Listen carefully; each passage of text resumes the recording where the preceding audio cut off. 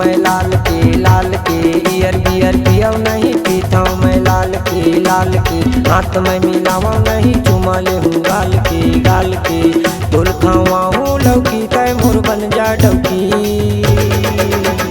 खाबो रोटी ले देता हूँ मैं बेलना चौकी खाबो रोटी ले देता हूँ मैं बेलना चौकी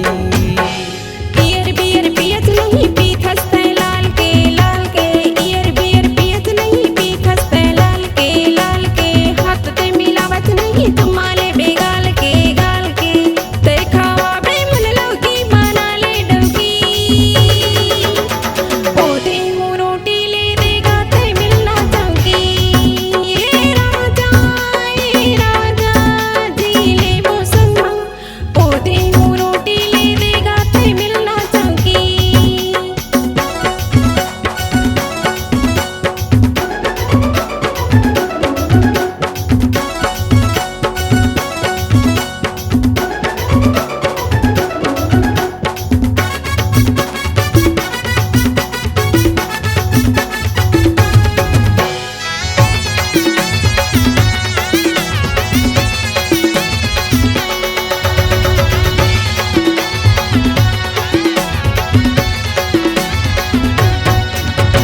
छोड़ जने दे बेगा बिच रसता माँ समोसा लखा के झुंका बेखसता माँ जान से भी ज्यादा करता हूँ मैं प्रिया जन्म जन्म के रानी खाई क्रिया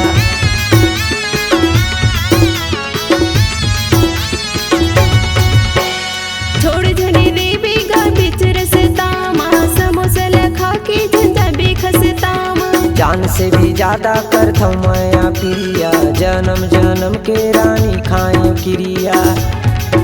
भैया देते गाड़ी ताना देते भौजी कुछ भी करे दुनिया तोला बनाऊं डौकी कुछ भी करे दुनिया तोला बनाऊं डौकी खाबो रोटी ले देता हूँ मैं बेलना चौकी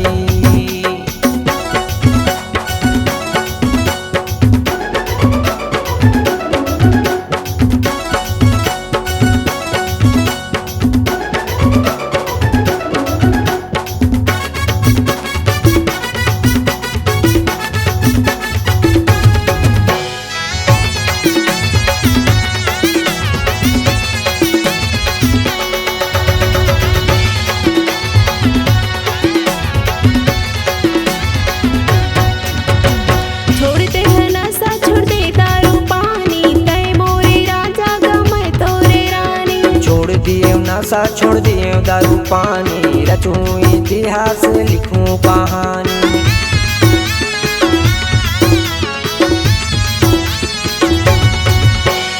छोड़ते हैं नशा छोड़ दे दारू पानी तय मोरे राजा गा मैं तोरे रानी छोड़ दिए नशा छोड़ दिए दारू पानी रचूं इतिहास लिखूं कहानी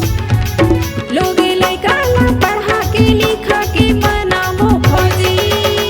खाबो रोटी ले देता हूँ मैं बेलना चौकी खाबो रोटी ले देता हूँ मैं बेलना चौकी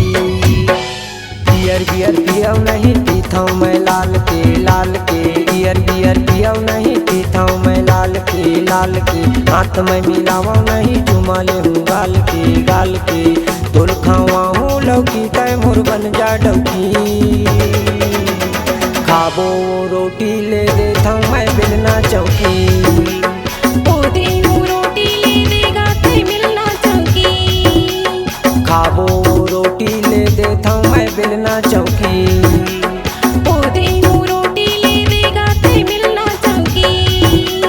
खाबो रोटी ले देता हूँ मैं बेलना चौकी